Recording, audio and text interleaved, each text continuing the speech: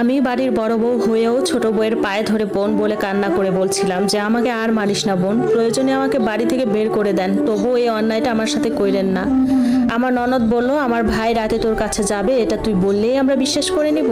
যাক, ভাইকেই জিজ্ঞেস করে নিই। তখন তাকে সবার সামনে জিজ্ঞেস করা হয় যে সন্তানটা কি আসলেই তোর নাকি সত্যি করে বল।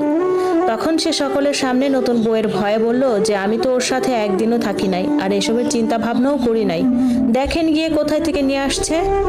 তখন আমি বললাম যে আমি যদি প্রমাণ দিতে পারি যে এটা আমাদের বাচ্চা তখন কি হবে।